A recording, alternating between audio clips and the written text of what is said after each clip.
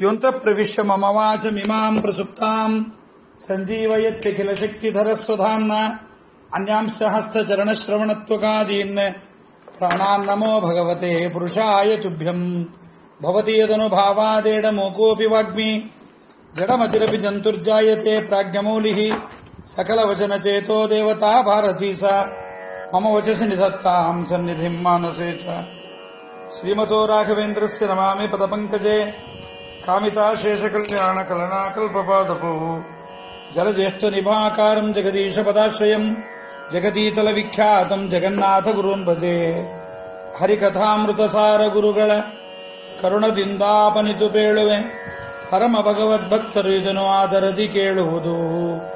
ಶ್ರೀರಮಣಿಕರ ಕಮಲ ಪೂಜಿತ ಚಾರುಚರಣ ಸರೋಜ ಬ್ರಹ್ಮ ಸಮೀರ ವಾಣಿ ಫಣೀಂದ್ರವೀಂದ್ರ ಭವೇಂದ್ರ ಮುಖವಿನುತ ನೀರಜ ಭವಾಂಡೋದಯ ಸ್ಥಿತಿ ಕಾರಣನೆ ಕೈವಲ್ಯದಾಯಕ ನಾರಸಿಂಹನೆ ನಮಿಪೆ ಕರುಣಿಪುದೆ ಮಗೆ ಮಂಗಳವ. ಪರಮ ಕರುಣಾಶಾಲಿಗಳಾದ ಜಗನ್ನಾಥದಾಸವರಣ್ಯರು ಸಜ್ಜನರ ಉದ್ಧಾರಕ್ಕೋಸ್ಕರವಾಗಿ ವೇದ ಇತಿಹಾಸ ಪುರಾಣಾದಿಗಳಲ್ಲಿ ಅಡಗಿದ ಸಾಮಾನ್ಯರಾದ ಪಾಮರ ಜನರಿಗೆ ನಿಲುಕಲಿಕ್ಕೆ ಅಶಕ್ಯವಾಗಿರತಕ್ಕಂತಹ ಅನೇಕ ಸಾಧನೆಗೆ ಉಪಯುಕ್ತವಾದ ಅನೇಕ ಪ್ರಮೇಯಗಳನ್ನು ಅತ್ಯಂತವಾಗಿ ಸಾಧನೆಗೆ ಬೇಕಾಗೇ ಆಗತಕ್ಕಂತಹ ಅನೇಕ ಪ್ರಮೇಯಗಳನ್ನು ಮತ್ತು ಗುರೂಪಸತ್ತಿಯನ್ನ ಮಾಡಿ ವೇದಗಳ ಇತಿಹಾಸಗಳ ಪುರಾಣಗಳ ಎಲ್ಲದರ ಅಧ್ಯಯನವನ್ನು ಮುಗಿಸಿಕೊಂಡು ಬಂದವರಿಗೂ ಕೂಡ ಮನನಕ್ಕೆ ಯೋಗ್ಯವಾದಂತಾಗುವಂತೆ ಅನೇಕ ವಿಷಯಗಳನ್ನು ಏಕತ್ರ ಕ್ರೋಢೀಕರಣ ಮಾಡಿ ಹೇಳಬೇಕು ಎಂಬತಕ್ಕಂತಹ ದೃಷ್ಟಿಯಿಂದ ಪರಮಶ್ರೇಷ್ಠವಾದ ಮೇರುಕೃತಿ ಹರಿಕಥಾಮೃತ ಸಾರವನ್ನು ರಚನೆ ಮಾಡಿಕೊಟ್ಟಿದ್ದಾರೆ. ಈ ಹರಿಕಥಾಮೃತ ಸಾರದಲ್ಲಿ ನಾವಿವತ್ತು ಶ್ರವಣ ಮಾಡಲಿಕ್ಕೆ ಹೊರಟಿರತಕ್ಕಂತಹ ಒಂದು ಭಾಗ ಪರಮಶ್ರೇಷ್ಠವಾದ ಭಾಗ.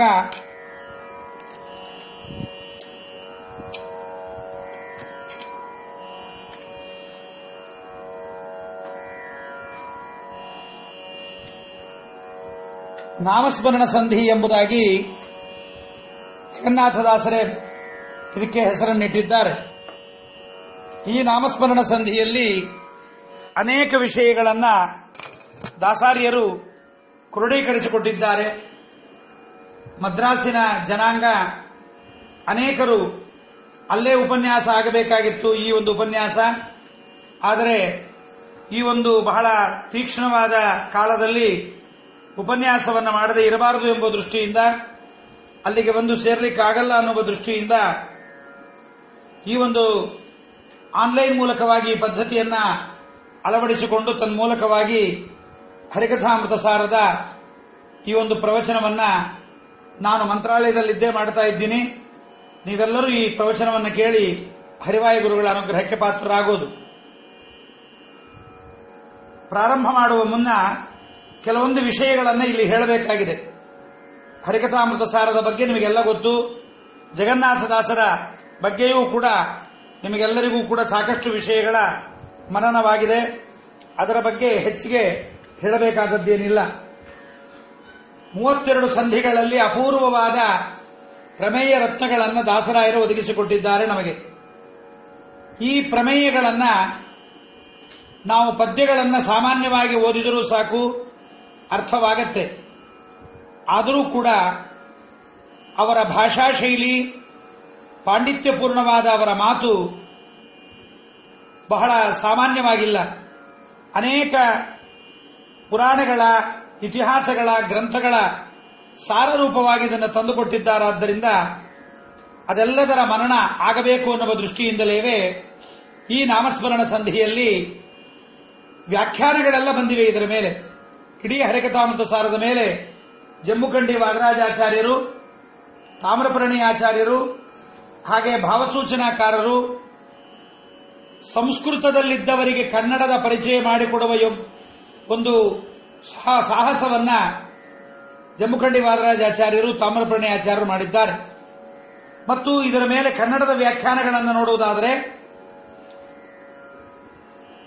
ವ್ಯಾಸದಾಸ ಸಿದ್ಧಾಂತ ಕೌಮುದಿಕಾರರಲ್ಲದಲೇವೆ ಪದ್ಮನಾಭದಾಸರು, ಸಂಕರ್ಷಣ ಒಡೆಯರು ಮತ್ತು ಗೋರೆಬಾಳ ಹನುಮಂತರಾಯರು ಮೊದಲಾಗಿರತಕ್ಕಂಥವರು ಅನೇಕರು ಇದರ ಬಗ್ಗೆ ಸಾಕಷ್ಟು ಮಾತುಗಳನ್ನು ಆಡಿದ್ದಾರೆ. ಅದಲ್ಲದಲೇವೆ ಸಂಕರ್ಷಣ ಒಡೆಯರ ವ್ಯಾಖ್ಯಾನವನ್ನು ಕೂಡ ಕನ್ನಡದಲ್ಲಿ ನಾವು ನೋಡಬಹುದಾಗಿದೆ. ಇಂಥ ಒಂದು ಅದ್ಭುತವಾದ ಈ ಹರಿಕಥಾಮೃತ ಸಾರದ ಒಟ್ಟು 33 ಪದ್ಯಗಳಿಂದ ಕೂಡಿದ ಈ ಒಂದು ಸಂಧಿಯನ್ನ ಈ ಒಟ್ಟು 5 ದಿವಸಗಳ ಒಂದು ಕಾಲದಲ್ಲಿ ನಾವಿದನ್ನ ಮನನ ಮಾಡುವ ಪ್ರಯತ್ನವನ್ನು ಮಾಡೋಣ.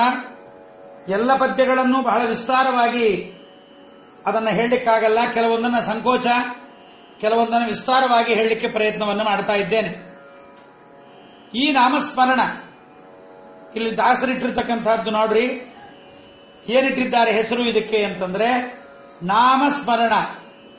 ಧ್ಯಾನೋಪಾಸನ, ಸ್ಮರಣೋಪಾಸನ ಅಂತ ಎರಡು. ಧ್ಯಾನೋಪಾಸನ ಮಾಡಬೇಕಾದ್ರೆ ಸಮಂಕಾಯ ಶಿಯೋಗ್ರೀವಂ, ಅಚಲವಾಗಿ ಕೂಡಬೇಕು, ಒಂದೇ ಜಾಗದಲ್ಲಿ ಕೂಡಬೇಕು. ಅದಕ್ಕೆ ಧ್ಯಾನೋಪಾಸನ ಹೇಗೆ ಮಾಡಬೇಕು ಅನ್ನೋದನ್ನ ದಾಸರಾಯರು ಧ್ಯಾನ ಪ್ರಕ್ರಿಯಾ ಸಂಧಿಯಲ್ಲಿ ನಮಗೆ ಹೇಳಿಬಿಟ್ಟಿದ್ದಾರೆ. ಧ್ಯಾನ ಪ್ರಕ್ರಿಯಾ ಸಂಧಿಯಲ್ಲಿ ಹೇಳಿದ ಮೇಲೆ ಧ್ಯಾನ ಪ್ರಕ್ರಿಯಾ ಸಂಧಿಯಲ್ಲಿ ಹೇಳುವಾಗ ಒಂದೇ ಕಡೆ ಕೂತ್ಕೋಬೇಕು, ದೇಹ ಅಲಗಾಡಬಾರದು. ಯಥೋ ದೇಹ ತಥೋ ಮನಃ ಅಂತ ದೇಹ ಯಾವ ಕಡೆಗೆ ಅಲಗಾಡುತ್ತೆ ಆ ಕಡೆಗೆ ಮನಸ್ಸು ಹೋಗಿಬಿಡುತ್ತೆ. ಬಾಟಲಿಯಲ್ಲಿದ್ದ ನೀರಿನಂತೆ ಮನಸ್ಸು. ಆದ್ದರಿಂದ ದೇಹದ ನಿಷ್ಠುರವಾದ 90 ಡಿಗ್ರಿನಲ್ಲಿ ದೇಹವನ್ನು ಕಂಟ್ರೋಲಿಗೆ ತಂದುಕೊಳ್ಬೇಕು. ಆದರೆ ಇದೆಲ್ಲ ಸಾಮಾನ್ಯರಿಗೆ ಆಗೋದಿಲ್ಲವಾದ್ದರಿಂದ ಮತ್ತು ಧ್ಯಾನೋಪಾಸನಕ್ಕೆ ಸಮಯದ ಮೀಸಲಾಗಬೇಕು. ಇದು ಎಲ್ಲ ಕಾಲಗಳಲ್ಲೂ ನಾಮಸ್ಮರಣೆಯನ್ನು ಮಾಡಲಿಕ್ಕೆ ಎಲ್ಲರೂ ಅಧಿಕಾರಿಗಳಾದ್ದರಿಂದ ಸಾರ್ವಾಧಿಕಾರಿಕವಾಗಿರತಕ್ಕಂತಹ ಭಗವನ್ನಾಮಸ್ಮರಣೆಯನ್ನ ದಾಸರಾಯರು ಇಲ್ಲಿ ಮಾಡ್ತಾ ಇದ್ದಾರೆ. ಮುಖ್ಯವಾಗಿ ನಾವು ತಿಳಿಯಬೇಕು, ನಾಮಸ್ಮರಣೆಯನ್ನ ಯಾವ ಸ್ಥಿತಿಯಲ್ಲಾದರೂ ಮಾಡಬಹುದು. ಮಲಗಿದಾಗ, ಎಚ್ಚರವಾದಾಗ, ಮಲಮೂತ್ರ ವಿಸರ್ಜನ ಕಾಲಗಳಲ್ಲೂ ಕೂಡ ಭಗವನ್ನಾಮಸ್ಮರಣೆಗೆ ಅಡೆತಡೆ ಇಲ್ಲದೆ ಅದನ್ನು ಮಾಡ್ತಾ ಇರಬಹುದು. ದೇವರಿಗೆ ಪ್ರೀತಿಯಾಗುವುದು ಯಾವಾಗ ಅನ್ನೋದನ್ನು ನಾವು ತಿಳಿಬೇಕು. ಸ್ಮರಣಂ ಸರ್ವದಾ ಯೋಗ್ಯಂ, ನಾಮದ ಕೀರ್ತನ, ಗುಣದ ಸ್ಮರಣ. ಅದಕ್ಕೆ ದಾಸರಾಯರಲ್ಲಿ ಏನ್ ಮಾಡಿದ್ದಾರೆ ಅಂದ್ರೆ ನಾಮಸ್ಮರಣ ಅಂತಿಟ್ಟಿದ್ದಾರೆ. ನಾಮದ ಕೀರ್ತನ, ಪರಮಾತ್ಮ ನಾಮದ ಕೀರ್ತನೆಯನ್ನು ಮಾಡೋದು ಮತ್ತು ಗುಣದ ಸ್ಮರಣೆ ಮಾಡೋದು. ಇಲ್ಲಿ ಏನ್ ಮಾಡ್ತಾ ಇದ್ದೀವಿ ನಾವು ಅಂದ್ರೆ ನಾಮಕೀರ್ತನೆಯನ್ನು ಮಾಡ್ತಾ ನಾಮ ಪ್ರತಿಪಾದ್ಯನಾದ ಪರಮಾತ್ಮನ ಸ್ಮರಣೆಯನ್ನು ಜಗನ್ನಾಥದಾಸರು ನಮಗಿಲ್ಲಿ ಮಾಡಿಸ್ತಾ ಇದ್ದಾರೆ. ಅಂದ್ರೆ ನಾಮಕೀರ್ತನ ಪೂರ್ವಕವಾಗಿ ಭಗವನ್ನಾಮವನ್ನು ಹೇಳುತ್ತೇವೆ. ಅಚ್ಯುತ, ಗೋವಿಂದ, ನಾರಾಯಣ, ದಾಮೋದರ, ಹರಿ, ಕೃಷ್ಣ, ರಾಮ, ಬುದ್ಧ, ಕಲ್ಕಿ ಮೊದಲಾದ ಭಗವನ್ನಾಮಗಳನ್ನು ನಾವು ನುಡಿತೇವೆ. ಆ ನಾಮಗಳ ಕೀರ್ತನೆಯನ್ನು ಮಾಡುತ್ತಾ ಆ ನಾಮಗತವಾದ, ನಾಮಕ್ಕೆ ಯೋಗ್ಯನಾದ, ನಾಮನಿಂದ ವಂದ್ಯನಾದ, ನಾಮದಲ್ಲಿರುವ ಗುಣದಿಂದ ಯಗೀಯಮಾನನಾದ ಭಗವಂತನ ಗುಣಗಳ ಸ್ಮರಣೆ ಮಾಡಬೇಕು. ಆದ್ದರಿಂದ ಸ್ಮರ್ತವ್ಯ ಸತತಂ ವಿಷ್ಣು ವಿಸ್ಮರ್ತವ್ಯೋ ನ ಜಾತುಚಿತ್ ಸರ್ವೇ ವಿಧಿ ನಿಷೇಧಾಸ್ಯು ಏತಯೋರೇವ ಕಿಂಕರಾಹ ಅಂತ ಇದರ ಬಗ್ಗೆ ಹೇಳಿದ್ದಾರೆ. ಆದ್ದರಿಂದ ಈ ಪರಮಾತ್ಮನ ಸ್ಮರಣೆಯನ್ನ ಮಾಡಬೇಕು ಅನ್ನುವುದೇ ಜೀವನದಲ್ಲಿ ಮುಖ್ಯವಾದ ಉದ್ದೇಶ. ನಮ್ಮಲ್ಲಿ ಅನೇಕ ವಿಧಿ ನಿಷೇಧಗಳನ್ನು ಹೇಳಿದ್ದಾರೆ. ಸಂಧ್ಯಾವಂದನೆ ಮಾಡೋದು, ಸ್ನಾನ ಮಾಡೇ ಊಟ ಮಾಡೋದು, ಬರಿ ಹೊಟ್ಟೆಯಲ್ಲೇ ದೇವತಾರಾಧನೆಗಳನ್ನು ಮಾಡೋದು, ತೀರ್ಥಯಾತ್ರೆಗಳನ್ನು ಮಾಡೋದು, ದಾನ ಧರ್ಮಾದಿಗಳನ್ನು ಮಾಡೋದು, ಇವೆಲ್ಲ ಅನೇಕ ವಿಧವಾದ ವಿಧಿಗಳು ನಮ್ಮಲ್ಲಿ ಪ್ರಚಲಿತವಿದೆ. ಕೆಲವರಿಗೆ ಗೊತ್ತಿಲ್ಲ, ಕೆಲವರಿಗೆ ಗೊತ್ತಿದ್ರೂ ಮಾಡೋದಿಲ್ಲ, ಅದು ಬೇರೆ ವಿಚಾರ. ಈ ವಿಧಿ ನಿಷೇಧಗಳ ಹಿನ್ನೆಲೆ ಏನು ಅಂತ ನೋಡಿದಾಗ ಈ ವಿಧಿಯನ್ನ ಮತ್ತು ನಿಷೇಧವನ್ನ ಬಿಟ್ಟು ವಿಧಿಯನ್ನ ಮಾಡುವಾಗ ಅಲ್ಲಿ ಮುಖ್ಯವಾಗಿ ನಮಗೆ ಬರಬೇಕಾದದ್ದು ಭಗವಂತನ ಚಿಂತನೆ. ಸ್ನಾನ ಮಾಡುವಂತ ವಿಧಿ, ದಾನ ಮಾಡುವಂತ ವಿಧಿ, ಊಟ ಮಾಡುವಂತ ವಿಧಿ, ಯಜ್ಞ ಮಾಡುವಂತ ವಿಧಿ. ಬರೀ ವಿಧಿ ಮಾಡಿದರೆ ಪ್ರಯೋಜನ ಇಲ್ಲ. ವಿಧಿಯ ಹಿನ್ನೆಲೆ ಏನು ಅಂದರೆ ಭಗವನ್ನಾಮ ಸ್ಮರಣೆ. ಭಗವನ್ನಾಮಸ್ಮರಣೆ ಬರದೇ ಇದ್ದ ವಿಧಿ ಮಾಡಿ ಪ್ರಯೋಜನ ಇಲ್ಲ. ಎರಡನೇದಾಗಿ ಈ ವಿಧಿಯ ಆಚರಣೆಯನ್ನು ಮಾಡುವಾಗ ನಾನು ಪರಮಾತ್ಮನ ಭಕ್ತ, ಅವನು ನನ್ನಿಂದ ನಿಂತು ಮಾಡಿಸಿಕೊಳ್ತಾ ಇದ್ದಾನೆ, ನಾನು ಸ್ವತಂತ್ರ ಕರ್ತನಲ್ಲ, ನಾನು ಅಸ್ವತಂತ್ರ ಎನ್ನುವ ಜ್ಞಾನವೂ ಕೂಡ ನಮಗೆ ಸದಾ ಜಾಗೃತವಾಗಿರಬೇಕು. ಹಾಗಿದ್ದಾಗ ಮಾತ್ರ ಪರಮಾತ್ಮನ ಭಕ್ತರಾಗುತ್ತೀವಿ. ಪರಮಾತ್ಮನ ಭಕ್ತರಾಗದೆ ಭಗವನ್ನಾಮಸ್ಮರಣೆಯನ್ನ, ಪರಮಾತ್ಮನ ಗುಣಕೀರ್ತನೆಯನ್ನು ಎಷ್ಟು ಮಾಡಿದರೂ ಪ್ರಯೋಜನ ಇಲ್ಲ. ದುರ್ಯೋಧನ ದೇವರ ಎದುರಿಗೆ ಸತ್ತ. ಬಹಳ ಬಾರಿ ಪಾಂಡವರು ಕೂಡ ಅಷ್ಟು ಬಾರಿ ಹೇಳುತ್ತಿರಲಿಲ್ಲ ಕೃಷ್ಣನ ಹೆಸರನ್ನ. ಕೃಷ್ಣ ಪಾಂಡವರು ಹೇಗೆ ಎಂದರೆ, ಪಾಂಡವರು ಎನ್ನುವ ಹಾವಿಗೆ ಕೃಷ್ಣ ಎಂಬತಕ್ಕಂಥವನೇ ಒಂದು ಹಲ್ಲು. ಆ ಕೃಷ್ಣ ಅನ್ನುವ ಹಲ್ಲನ್ನು ಮುರಿದು ಬಿಟ್ರೆ ಪಾಂಡವರೆಂಬುವ ಹಾವು ಸತ್ತೋಗಿ ಬಿಡುತ್ತೆ ಅಂತೆಲ್ಲ ನಮ್ಮ ದುರ್ಯೋಧನ ಸದಾ ಹೇಳ್ತಾ ಇರ್ತಾನೆ. ಅಂತಹ ದುರ್ಯೋಧನನೂ ಕೂಡ ಭಗವನ್ನಾಮ ಸ್ಮರಣೆ ಮಾಡಿಬಿಟ್ಟ ಅಂದ ಮಾತ್ರಕ್ಕೆ ಅವನು ಭಗವದ್ಭಕ್ತನಾಗಲಾರ. ಆದ್ದರಿಂದ ಭಗವದ್ಭಕ್ತಿ ಬರಬೇಕು ಅಂದರೆ ಅವನು ಭಗವದ್ಭಕ್ತನಾಗಿದ್ದು ಅವನು ಭಗವಂತನಾಮವನ್ನು ನುಡಿದರೆ ಮಾತ್ರ ಅವನಿಗೆ ಸಾಧ್ಯವೇ ಹೊರತು ಮತ್ತೊಬ್ಬರಿಗೆ ಸಾಧ್ಯವಿಲ್ಲ.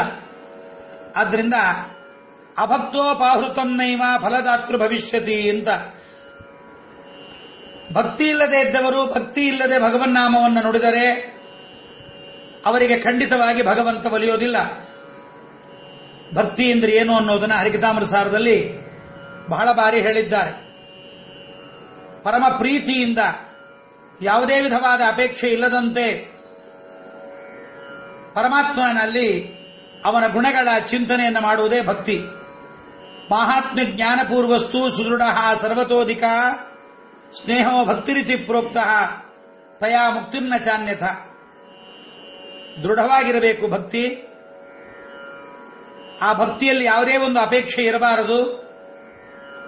ಅಂತಹ ಭಕ್ತಿಯನ್ನು ಭಗವಂತನ ಮಹಾತ್ಮ್ಯ ಜ್ಞಾನಪೂರ್ವಕವಾಗಿ ಎಲ್ಲರಿಗಿಂತ ಎಲ್ಲರಲ್ಲೂ ಮಾಡುವ ಪ್ರೇಮಕ್ಕಿಂತ ಹೆಚ್ಚು ನಿರ್ವ್ಯಾಜಾಂ ನಿಶ್ಚಲಾಂ ಸದ್ಗುಣಗಣ ಬೃಹತೀಂ ಶಾಶ್ವತೀಂ ಆಶುದೇವ ಅಂತ ಆ ರೀತಿಯ ಭಕ್ತಿಯನ್ನು ನಾವು ಮಾಡಬೇಕು ಅನ್ನುವುದನ್ನು ವೇದ ಪುರಾಣ ಶಾಸ್ತ್ರಗಳ ಮಥನ ಮಾಡಿದ ಆನಂದ ತೀರ್ಥ ಭಗವತ್ಪಾದರು ನಮಗಿದನ್ನು ಹೇಳಿಕೊಟ್ಟಿದ್ದಾರೆ. ಮತ್ತು ದೇವರಿಗೆ ಪ್ರೀತಿಯಾದ ಕೆಲಸ ಯಾವುದು ಅಂದರೆ, ದೇವಸ್ಥಾನಕ್ಕೆ ಹೋಗಿ ಯಾವುದೋ ಒಂದು ಸೇವೆಯನ್ನು ಮಾಡಿಸೋದಲ್ಲ. ಅದು ದೇವರು ಹೇಳಿದ್ದಲ್ಲ, ಅದು ಮಾಡಬೇಕಾದ್ದೆ, ಮನೆಯಲ್ಲೂ ಮಾಡಬೇಕು, ಅದು ಪ್ರಾಥಮಿಕ. ಆದರೆ ಅತ್ಯಂತ ಉನ್ನತ ಮಟ್ಟವಾದ ಭಗವಂತನ ಪೂಜೆ ಯಾವುದು ಅಂತಂದ್ರೆ, ನ ತಾದೃಶಿ ಪ್ರೀತಿ ನಿಡ್ಯಸ್ಯ ವಿಷ್ಣೋ ಗುಣೋತ್ಕರ್ಷ ಜ್ಞಾತರಿ ಯಾದೃಶಿ ಸ್ಯಾತ್. ದೇವರಿಗೆ ಅತ್ಯಂತ ಪ್ರಿಯವಾಗೋದು ಯಾವಾಗ ಅಂದರೆ ಅವನ ಗುಣಗಳ ಚಿಂತನೆ ಮಾಡಿದಾಗ ಅದರಿಂದ ಭಗವಂತನಿಗಾಗುವಷ್ಟು ಸಂತೋಷ ಮತ್ತೊಂದು ಯಾವುದರಿಂದಲೂ ಆಗೋದಿಲ್ಲ.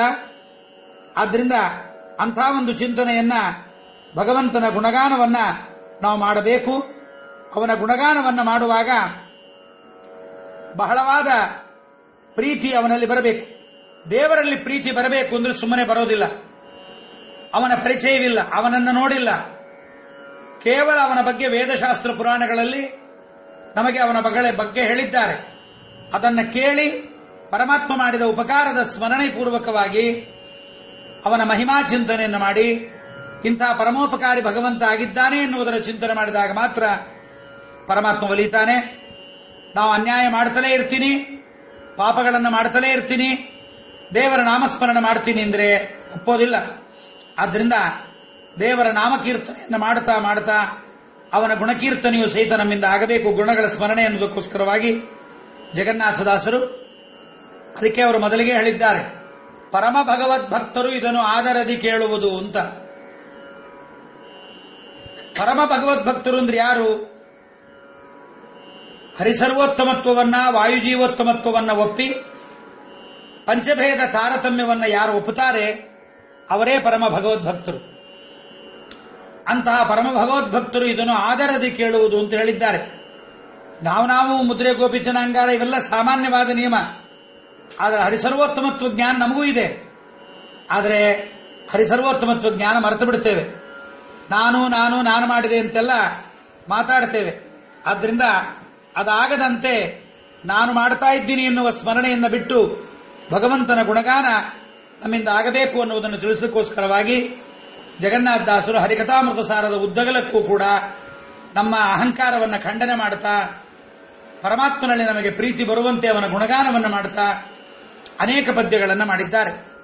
ಈ ಪದ್ಯಕ್ಕೆ ಪ್ರಸಂಗವನ್ನು ಹೇಳಬೇಕು ಅಂತಂದ್ರೆ ದಾಸರ ಕರುಣಾಸಂಧಿ.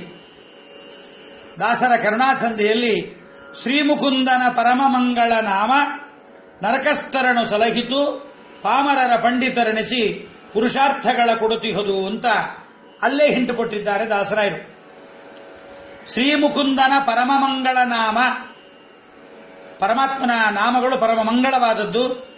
ಆ ಪರಮಾತ್ಮನ ಪರಮ ಮಂಗಳವಾದ ನಾಮಗಳನ್ನು ಸ್ಮರಣೆ ಮಾಡಿದ್ದರಿಂದ ದುಷ್ಟರ ಸಂಸರ್ಗದಿಂದ ಕೆಟ್ಟು ಹೋಗಿದ್ದ ಸಜ್ಜನರೆಲ್ಲರೂ ಕೂಡ, ನರಕದಲ್ಲಿದ್ದವರೆಲ್ಲ ಖಾಲಿ ಒಂದು ತಿಳ್ಕೋಬಾರದು. ನರಕದಲ್ಲಿದ್ದವರು ಯಾರು ಖಾಲಿ ಆದ್ರು ಅಂದ್ರೆ ದುರ್ಜನರ ಸಂಪರ್ಕದಿಂದ ಹಾಳಾಗಿದ್ದ ಸಜ್ಜನರು ಮಾತ್ರ. ಸ್ವರೂಪತಃ ಸಜ್ಜನರಿಗೆ ಅವರಿಗೆ ನರಕವಾಗಿದ್ದವರು ಉದ್ಧಾರವಾಗಿದ್ದಾರೆ. ಆ ಹಿನ್ನೆಲೆಯನ್ನಿಟ್ಟುಕೊಂಡು ದಾಸರಾಯರು ನಾಮಗಳ ಕೀರ್ತನ, ಗುಣಗಳ ಸ್ಮರಣೆ ಎರಡೂ ಇಲ್ಲಾಗ್ತಾ ಇದೆ. ನಾಮ ಕೀರ್ತನ, ಗುಣದ ಸ್ಮರಣೆ. ಅದರಿಂದ ದಾಸರಾಯರು ಅದನ್ನು ಹೇಳಲಿಲ್ಲ. ನಾಮ ಸ್ಮರಣ ಸಂಧಿ ಅಂತ ಹೆಸರಿಟ್ಟಿದ್ದಾರೆ. ಅದರಿಂದ ಇಲ್ಲಿ ಎರಡನ್ನೂ ದಾಸ ನಡೆಸ್ತಾರೆ. ಪರಮಾತ್ಮನ ನಾಮಗಳ ಕೀರ್ತನ, ಗುಣಗಳ ಸ್ಮರಣ. ಆದ್ದರಿಂದ ಅಂತಹ ಪರಮಾತ್ಮನ ಗುಣಗಳ ಸ್ಮರಣೆ ಮಾಡಿದರೆ ತುಂಬಾ ದೇವರಿಗೆ ಪ್ರೀತಿಯಂತೆ.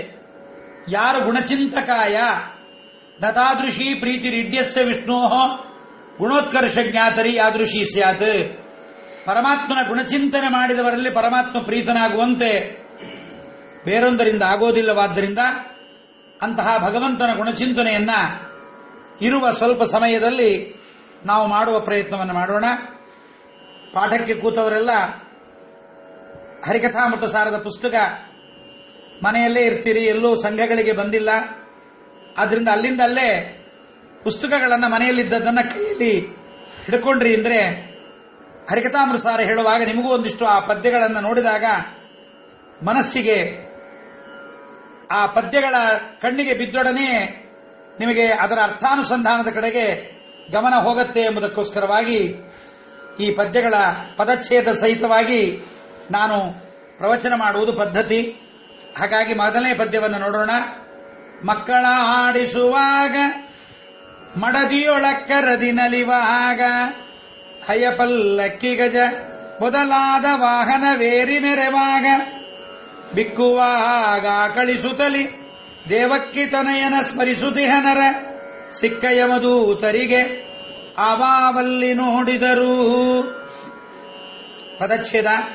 ಮಕ್ಕಳ ಆಡಿಸುವಾಗ, ಮಡದಿಯೊಳು ಅಕ್ಕರದಿ ನಲಿವಾಗ, ಹಯ ಪಲ್ಲಕ್ಕಿ ಗಜ ಮೊದಲಾದ ವಾಹನ ಏರಿ ಮೆರೆವಾಗ, ಬಿಕ್ಕುವಾಗ ಆಕಳಿಸುತ್ತಲಿ ದೇವಕ್ಕಿ ತನಯನ ಸ್ಮರಿಸುತಿಹ ನರ ಸಿಕ್ಕ ಯಮದೂತರಿಗೆ ಆವಾವಲ್ಲಿ ನೋಡಿದರು. ದಾಸರಾಯರು ಅನೇಕ ಗ್ರಂಥಗಳಲ್ಲಿರುವ ಪದ್ಧತಿಯನ್ನು ತಂದು ಹೇಳ್ತಾ ಇದ್ದಾರೆ. ಬಹಳ ಹುಡುಕಬೇಕಾಗತ್ತೆ ದಾಸರಾಯರ ಮಾತುಗಳಿಗೆ. ಎಲ್ಲೆಲ್ಲಿ ಹೇಳಿದ್ದಾರೆ ದಾಸರು ಅಂತ ಬಹಳ ಹುಡುಕುವುದು ಬೇಕಾಗತ್ತೆ. ಅದಕ್ಕೆ ಹೇಳ್ತಾರೆ, ಮಕ್ಕಳನ್ನು ಆಡಿಸುವಾಗ, ಮಡದಿಯಲ್ಲಿ ಪ್ರೀತಿಯಿಂದ ಆನಂದವಾಗಿ ಮಾತಾಡುವಾಗ, ಕುದುರೆ, ಆನೆ, ಪಲ್ಲಕ್ಕಿ ವಾಹನಗಳು ಅದು ದಾಸರ ಕಾಲದಲ್ಲಿತ್ತು. ಈಗ ನಿಮ್ಮ ಮನೆಯಲ್ಲಿ ನಿಮ್ಮ ನಿಮ್ಮ ಯೋಗ್ಯತೆಗೆ ಕೊಂಡ ವೆಹಿಕಲ್ ಅಲ್ಲಿ ಹೋಗುವಾಗ, ಆಡಿ ಕಾರಲ್ಲೋ ಅಥವಾ ಬೆಂಜ್ ಕಾರಲ್ಲೋ, ಯಾವುದು ನಿಮ್ಮ ಕಾರ್ ಇದೆಯೋ, ಸೈಕಲ್ ಅಲ್ಲೋ ಮೋಟಾರ್ ವೆಹಿಕಲ್ ಅಲ್ಲೋ, ಅಲ್ಲೆಲ್ಲ ಹೋಗುವಾಗ ಹಯ ಪಲ್ಲಕ್ಕಿ ಗಜ ಮೊದಲಾದ ವಾಹನಗಳ ಏರಿ ಮೆರೆವಾಗ, ಬಿಕ್ಕಿ ಅಳುವಾಗ, ನಿದ್ದೆಯಿಂದ ಆಕಳಿಸುವಾಗ, ಯಾವುದೇ ಅವಸ್ಥೆಯಲ್ಲೂ ಕೂಡ ಶ್ರೀಕೃಷ್ಣಾಯ ನಮಃ, ದೇವಕಿ ನಂದನಾಯ ನಮಃ, ದೇವಕ್ಕಿ ತನಯನ, ಇದು ತದ್ಭವ ತತ್ಸಮ. ದೇವಕ್ಕಿ ತನಯ ಎಂಬತಕ್ಕಂಥದ್ದು ದಾಸರಾಯರು ಛಂದಸ್ಸಿಗೋಸ್ಕರವಾಗಿ ಮಾಡಿಕೊಂಡದ್ದು. ದೇವಕ್ಕಿ ತನಯನ ಸ್ಮರಿಸುತಿಹನರ ಅಂದ್ರೆ ಅವನ ಸ್ಮರಣ ಮಾಡಬೇಕು. ಗುಣದ ಸ್ಮರಣೆ, ನಾಮದ ಕೀರ್ತನೆ.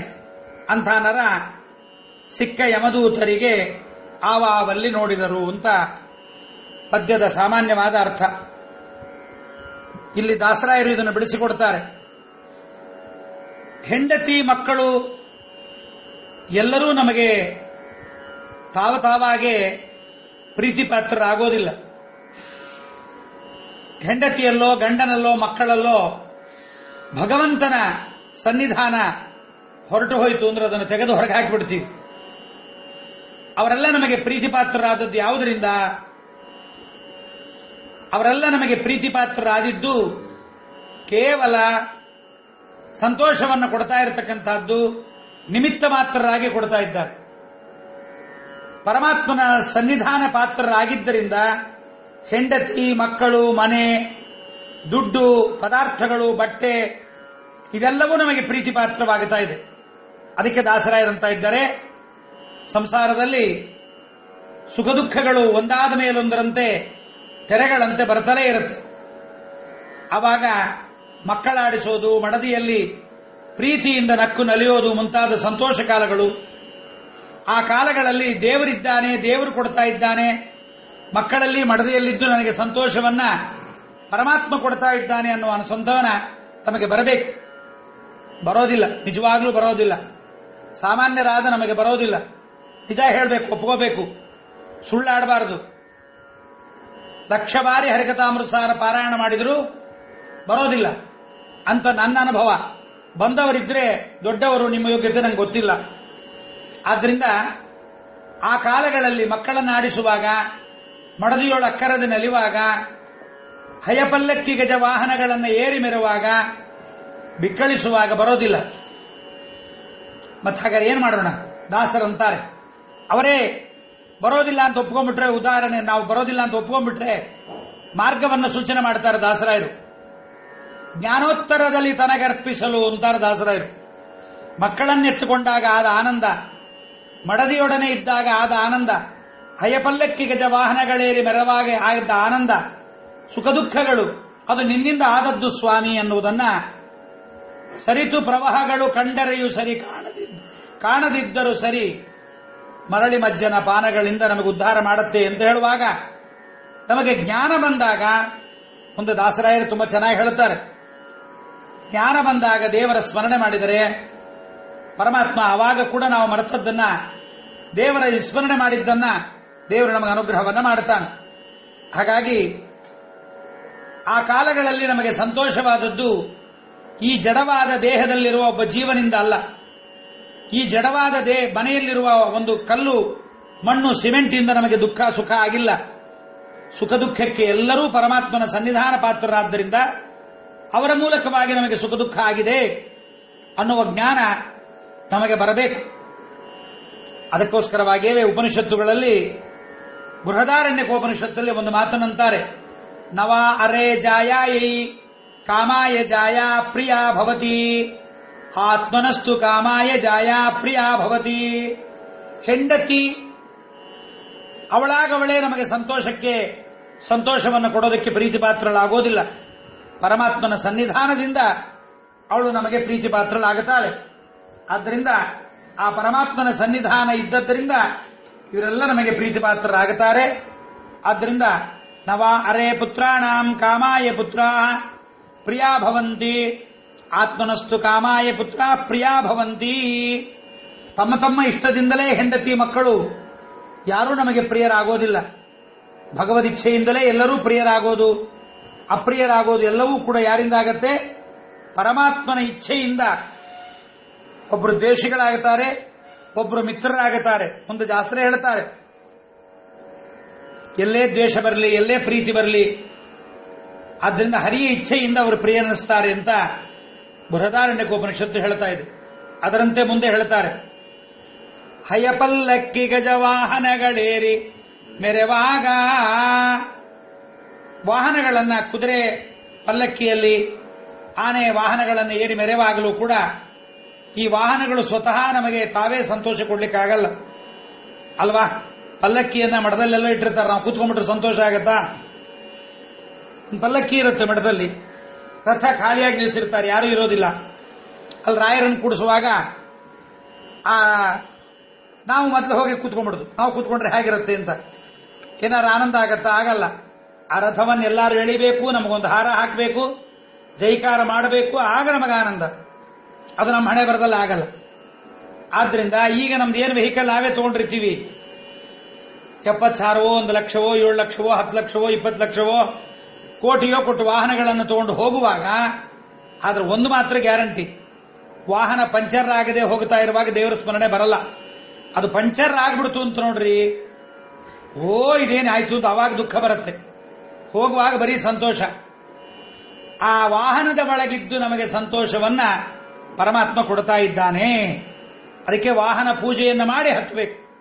ಎಲ್ಲೇ ಹೋಗುವಾಗ ವಾಹನಕ್ಕೆ ನಮಸ್ಕಾರ ಮಾಡಿ, ಮಂಗಳಾರತಿ ಮಾಡಿ, ಇಲ್ಲ ಮನಸ್ಸವಾದರೂ ಆ ಪಲ್ಲಕ್ಕಿ ವಾಹನದಲ್ಲಿ ಪರಮಾತ್ಮ ಇದ್ದಾನೆ ಅನ್ನುವ ಸ್ಮರಣೆ ಮಾಡಿ ಅವ ನಮಗೆ ಸಂತೋಷದಾಯ. ಅದಕ್ಕೆ ಹೇಳ್ತಾರೆ ಬೃಹದಾರಣ್ಯಕೋಪನಿಷತ್ತಿನಲ್ಲಿ, ನವ ಅರೇ ಭೂತಾನಾಂ ಕಾಮಾಯ ಭೂತಾನಿ ಪ್ರಿಯಾಣಿ ಭವಂತಿ, ಆತ್ಮನಸ್ತು ಕಾಮಾಯ ಭೂತಾನಿ ಪ್ರಿಯಾಣಿ ಭವಂತಿ. ಇವೆಲ್ಲ ಪಂಚಭೂತಗಳು, ವಾಹನಗಳು, ಇವೆಲ್ಲ ನಮಗೆ ಪ್ರಿಯವಾಗುವುದು ಪರಮಾತ್ಮನ ಸನ್ನಿಧಾನದಿಂದ.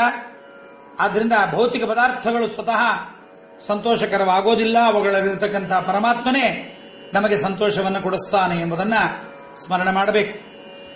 ಇನ್ನೊಂದು, ಸಂಸಾರದಲ್ಲಿ ನಮಗೆ ಸಂತೋಷದ ಜೊತೆಗೆ ದುಃಖವೂ ಬರ್ತಾ ಇರುತ್ತೆ.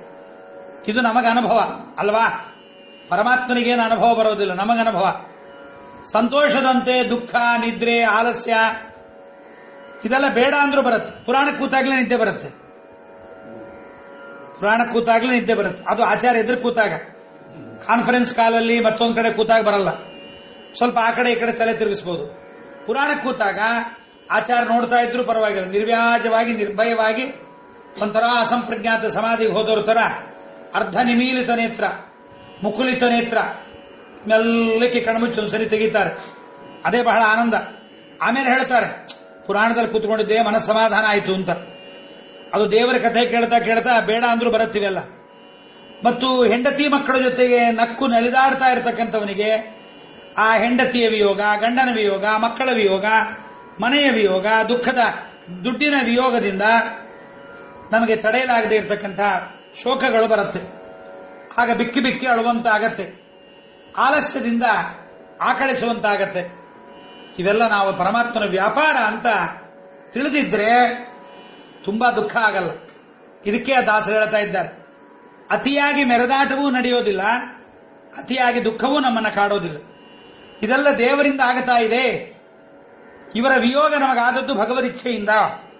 ಸತ್ತವರ ಮನೆಗೆ ಹೋಗ್ತೀವಿ ನೋಡ್ರಿ, ಎಲ್ಲರೂ ಸತ್ತವರ ಮನೆಗೆ ಹೋದವರೆಲ್ಲ ಏನ್ ಮಾತಾಡ್ತಾರೆ ಹೇಳ್ರಿ?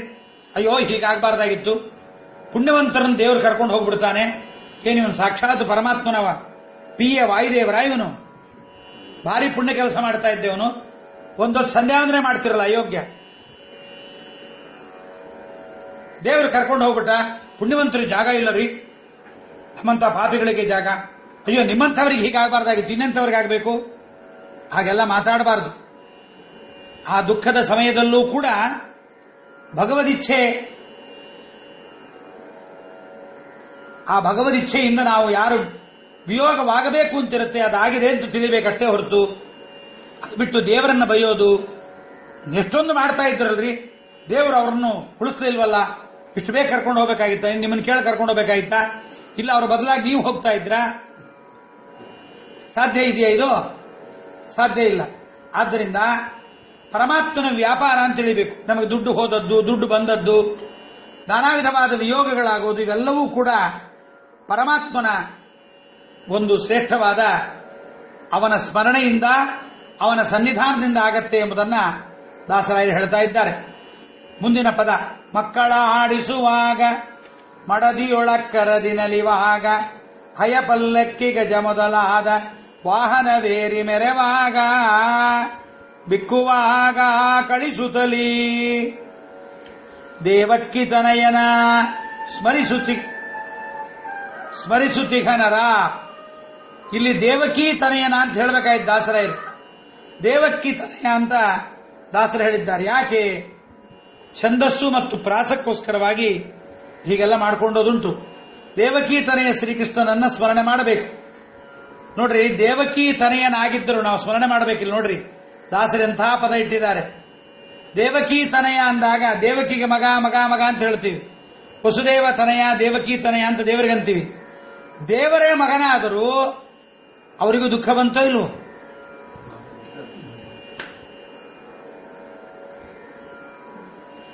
ದೇವರು ಹುಟ್ಟಿದ ತನ್ನನ್ನ ಗೋಕುಲದಲ್ಲಿ ಬಿಡೋ ತನಕ ಬೇಡಿಗಳು ಬಿಚ್ಚಿಕೊಂಡಿತ್ತು. ಬಿಚ್ಚಿ ದುರ್ಗಾದೇವಿಯನ್ನು ತಂದ ತಕ್ಷಣ ಮತ್ತೆ ಲಾಕ್ ಆಗಿಬಿಡ್ತು. ಒಂದು ಬೇಡಿ ತಾನಾಗಿ ಬಿಚ್ಕೊಳ್ಳೋದೇನು, ತಾನಾಗಿ ಹಾಕೊಳ್ಳೋದೇ. ಅದಕ್ಕೆ ದೇವಕಿಗೆ ಸೆರೆಮನ ವಾಸವನ್ನು ಸ್ವತಃ ಪರಮಾತ್ಮನ ಇಚ್ಛೆಯಂತೆ ಅವನ ಅಣ್ಣನಾದ ಕಂಸ ಕೊಟ್ಟಿದ್ದಾನೆ. ಆದ್ರಿಂದ ಕಂಸ ಸ್ವತಃ ಕೊಟ್ಟಿಲ್ಲ, ಕಂಸನ ಒಳಗಿರುವ ಪರಮಾತ್ಮ ಅದನ್ನು ಅವನಿಗೆ ಮಾಡಿಸಿದ್ದಾನೆ.